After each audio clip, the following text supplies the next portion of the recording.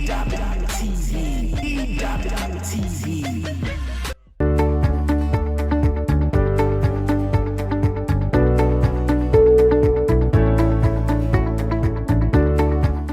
you're welcome once again to Homefront on EWTV. Yeah. Thank you for coming again Thank you today for joining and for us. joining us. Yes, we are the Edes, and we move on to our discussion for today.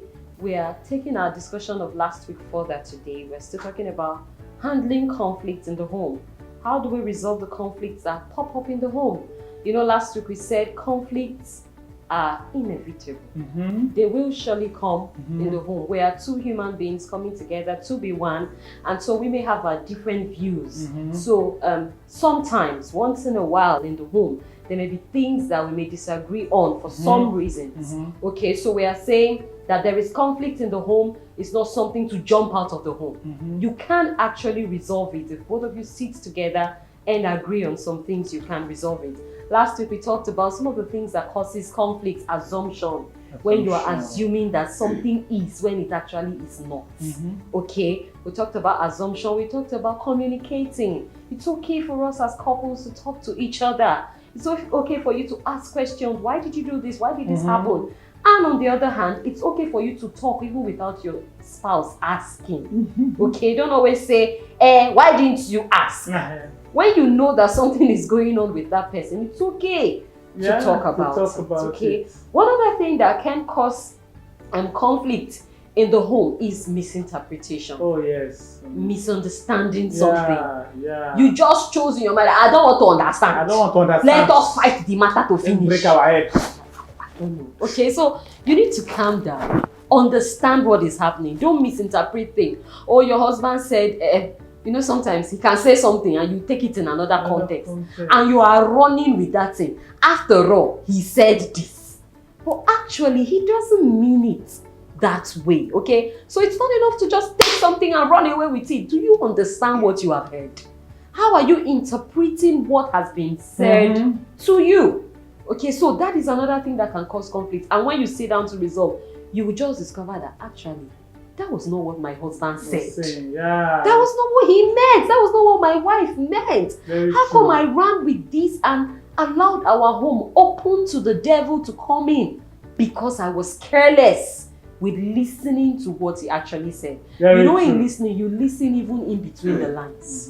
And when you don't understand, you ask questions. Yes, sir. Very, very true. You know, we really need to calm down and really understand. Sometimes when you are not too happy, you're just looking for one word to take out from what the person says, and most times you take things out of context. And you know that you are not understanding what this person is saying. Sometimes we even choose not to understand. I don't want to understand. I don't want to understand when the nerves are high. So we need to learn to calm down. We need to learn to take it slowly. We need to learn to just calm down and understand what the person is saying. When you don't understand, you can say, what did you say? Please, can you take it again? Do you mean this? Do you mean that? Because so many times we've taken things out of context. We've misinterpreted what this person said. And because he said it the other time, when this institution arose, he said it. That was what he meant that time. He said, you know, you're not understanding. And so many times we run with things we don't understand. And it has, you know, really, really affected the home, affected the unity. And when your unity is affected, it will not happen. Your heart is now vulnerable, your home is vulnerable. At that time, and you know the devil is a master planner. Once he sees that there's that crack, he brings in so many things. That's how we even begin to sponsor some things. Because when you're angry, you're not happy, you can do anything. Say, I don't care about this home, I don't care about this marriage. Because you're taking things out of context. And the enemy brings things at that time, and you just give in because you are not guarded. You must be careful, because those careless moments are times where the enemy brings it, and because you even fall for it, not because you want it, but because you're angry. Let the world crumble. We must be careful, understand, so that you can have a better relationship. I think we are progressing in this discussion on conflict in the home, and we're talking about misunderstanding, misinterpretation, building from our discussion on communication. We'll take a short break, and when we come back, we'll be talking about the negative attitude, you know, that come up, or negative behaviors that we put up and how this can really bring about a crack in our relationship. Don't forget to ask your questions either in the comment section, or you send us a direct message. You can send us an email. You see our handles that are displayed on the screen. Don't forget to follow us and ask your questions. And in subsequent editions, we'll be able to attend to your questions from this discussion. Please don't leave there. Join us again with the right.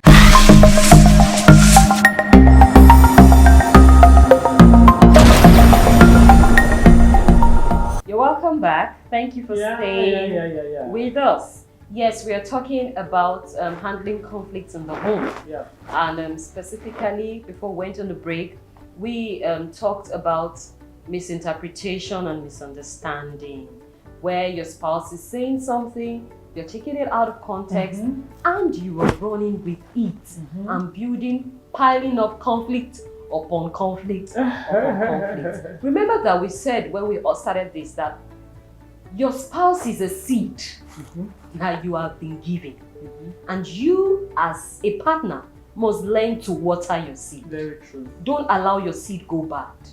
Okay, and before we went on the break, we were talking about calming your nerves. Sometimes some things can be super annoying. I identify with that. I know that sometimes some things you want to break and just let me say my mind. If I don't say my mind, I will not calm down. But on a second thought, you can calm down. Just take a break, take a breath before you say the next thing you want to say. You know why? Words can break our spouses in relationship. You were not even the one at fault. The fault wasn't even from you. It was from your spouse. But just because of a careless word, everything turns to you. Very true. And that may become irreparable. So you must be careful with the things you say. That's why we must always learn to lean back and think about it a second time before you say it. So you don't let loose of something that tomorrow it will be difficult. And that's why I want to talk about the next point of negative behaviors. I'll take it from this direction. You know, sometimes something has happened in the past between you and your spouse, and you just hold it in the corner of your heart.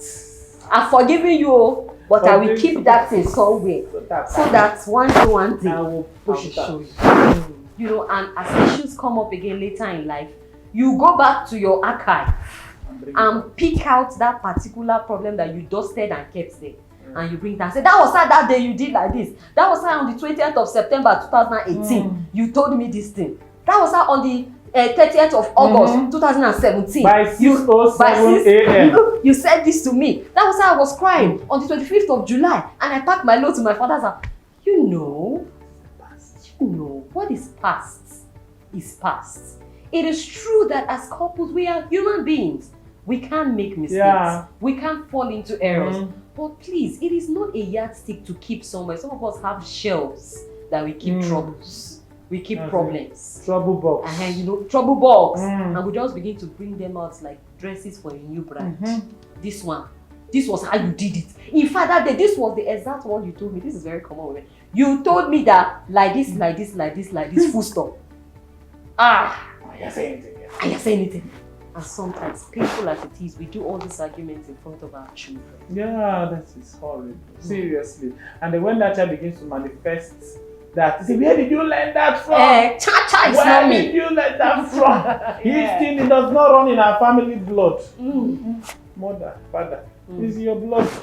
And your children begin to act that same way. And that child grows up thinking that is how you also marriage should be. We must be careful of these negative behaviors.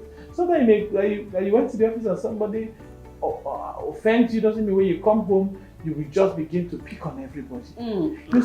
Some attitude can be very, very disgusting. Even in the public, some people go as far as showing negative attitude to their spouse. We must be careful. There's room for, there's a place where we settle these issues in the bedroom. And like you said, we learn to settle in the four walls of the bedroom. But when you see that it's something that's getting out of hand, you need to involve a mentor or a counselor or somebody that will help you through. Why not? But that is when you know that this is threatening your marriage or threatening the peace of your home. And then you can involve that person that you know that can offer prayerfully help you, not the one that will say, This man did this to you, you need to break it. If he did the same thing to you, you need to wake up and knock his head. You need to give it back to him. Of course, give you say you go to people, receive counsel people that will tell you, give him hot. Why we need to give him back to him hot? Let him know that your head too is on fire. You know, some people say, you don't allow a woman to talk to you like that. You're a man. You need be a man. Be a man, not her. Be a man that your manhood is to beat and to shout. Don't you have headache? Don't you get tired shouting? Exactly. What have you gained? Has he brought peace? Has he resolved? Why not even step back and say, this shouting, let's even evaluate. How far has he gone? You know, people thrive in the environment of love and peace. Yes. When we're able to communicate, we are at our best when we are at peace. In an environment of peace, we are at our best. We give our best. We see things thrive. Things are better. But when there is tension and strife, things are, it's as if they put everything on pause, everything to a hold. We are stagnated. You're just moving in a circle. Please, we must be careful of the attitude or we put up when there's an issue. The way we respond, the way we come back, the way we shout, the way we walk out on our spot, the way we must be very sensitive. Learn to settle your differences individually. Speak to one another and accept your wrong and build and just move ahead. Love is beautiful. Peace is beautiful. A home that's at peace is beautiful. Things thrive. Yes. So we have the responsibility to make our marriages work. We have the responsibility to water our seed.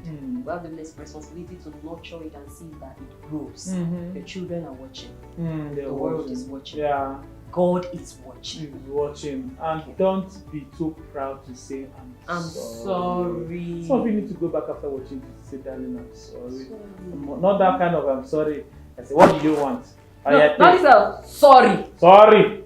Instead of saying sorry, you now give money. Money is not sorry. You've not said sorry, you now start hugging and start kissing. Say the sorry first. The power of I'm sorry. Then the second one can follow. That one can, after saying I'm sorry, can now, Some of you need to go back after watching and say, I'm sorry. Sorry, yes. And just hug, I'm sorry.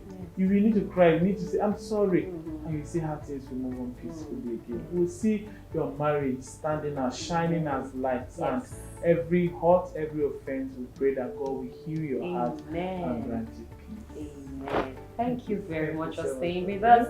This is Homefront on EWTV. See you again next week. Bye.